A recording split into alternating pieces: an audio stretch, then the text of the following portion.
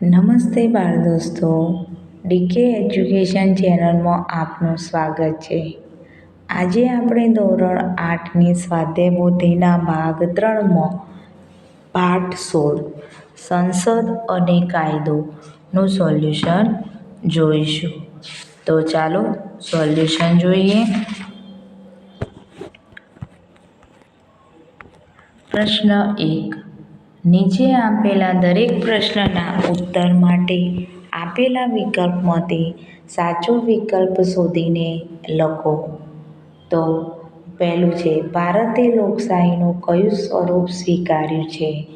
તો જવાબ આવશે સી, સંસદીય લોકશાહી.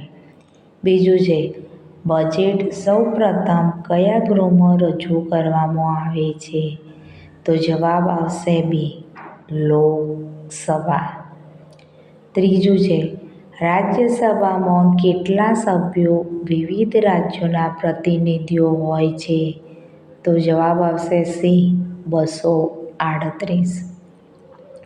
ચોથો, આપણા દેશનો સમગ્ર વહીવટ કોના નામે ચાલે છે? તો જવાબ આવશે બી, રાષ્ટ્રપતિ. પાંચમું, વડાપ્રધાન તથા મંત્રીમંડળને શપથ ગ્રહણ કોણ કરાવે છે? તો જવાબ આવશે સી, રાષ્ટ્રપતિ.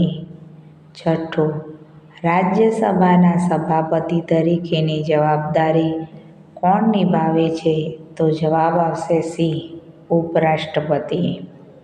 સાતમું, ભારતીય બંધારણની વિપરીત કાયદો ઘડવામાં આવે તો કોણ તે કાયદાનું રદબાતલ ઠેરવી શકે છે? તો સી, ન્યાયતંત્ર. આઠમું, રાજ્યસભામાં દર 2 વર્ષે કેટલા સભ્યો નિવૃત્ત થાય છે? તો જવાબ આવશે એ, 1/3. નવમું, અન્ય રાષ્ટ્રો સાથે યુદ્ધ સમાપ્ત કરવાની કે સંધિ કરવાની સત્તા કોણ ધરાવે છે? તો જવાબ આવશે બી, રાષ્ટ્રપતિ. 10મું, દેશની સૌથી મોટી લોકશાહી સંસ્થા કઈ છે? તો જવાબ આવશે એ, સંસદ. 11મું, રાજ્યસભા વિશે નીચેનામાંથી કયું વિધાન સુસંગત નથી? તો અહીંયા જે વિધાનો આપેલા છે કે રાજ્યસભાની મહત્તમ સભ્ય સંખ્યા 250 છે, રાજ્યસભાના સભાપતિ ઉપરાષ્ટ્રપતિ હોય છે, રાજ્યસભાના 1/3 સભ્યો દર 2 વર્ષે નિવૃત્ત થાય છે, અને ડી કે રાજ્યસભાની મુદ્દત 6 વર્ષ છે. બધા જ વિધાનો સાચા છે. 12મું, નીચેનામાંથી રાષ્ટ્રપતિ વિશે કયું વિધાન સાચું નથી? તો જવાબ આવશે ડી કે રાષ્ટ્રપતિ મંત્રીમંડળની બેઠકની અધ્યક્ષતા કરે છે. હવે પ્રશ્ન 2, વિધાનો સાચા છે કે ખોટા તે જણાવો. સંસદના ઉપલા ગૃહને લોકસભા કહે છે, ખોટું. બીજું છે, રાજ્યસભાના સભ્યોની ચૂંટણી પ્રત્યક્ષ રીતે થાય છે, ખોટું. ત્રીજું, રાષ્ટ્રપતિ મંત્રીમંડળના વડા છે, ખોટું. ચોથું, કાયદાનું અર્થઘટન ન્યાયતંત્ર કરે છે, ખરું.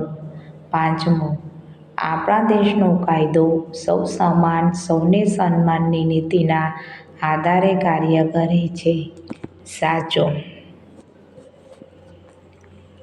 પ્રશ્ન 3, ખાલી જગ્યા પૂરો. પહેલું, દેશના સંચાલન માટે ખાલી જગ્યા કાર્ય કરે છે?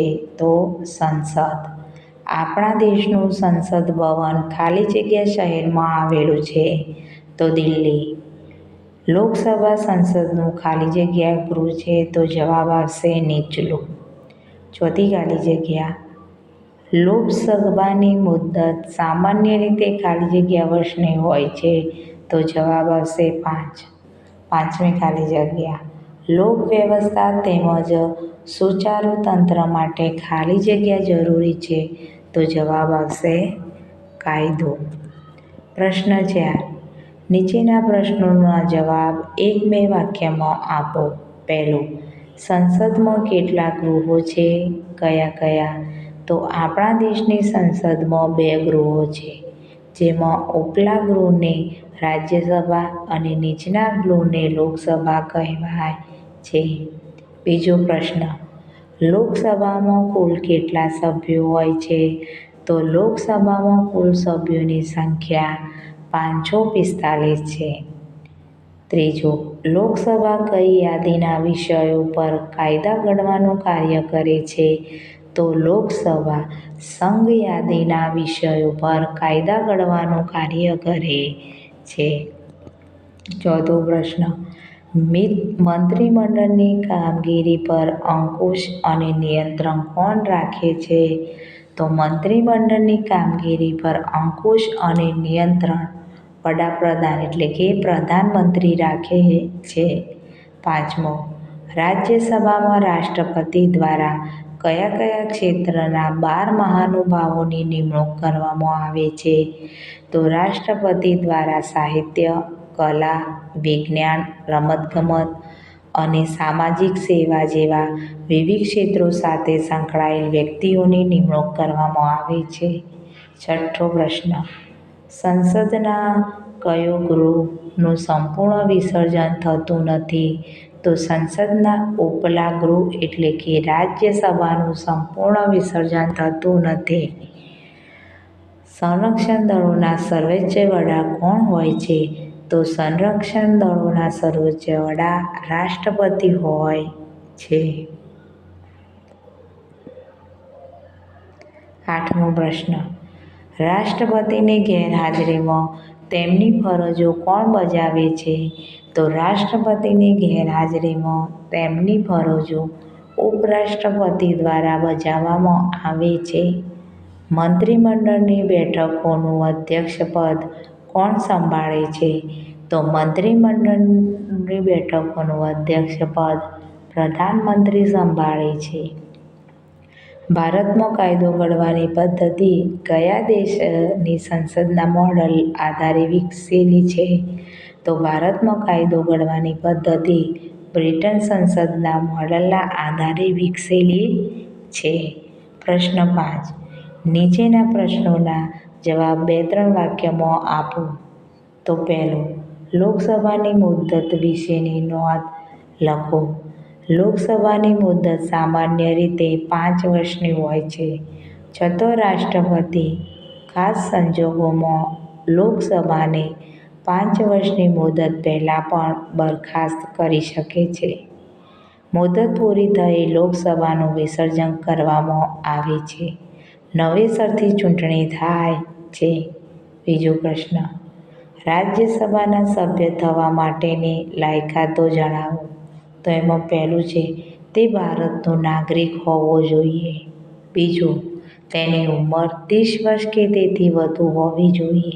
ત્રીજું, તે અસ્થિર મગજનો, નાદાર કે ગુનેગાર હોવો જોઈએ નહીં.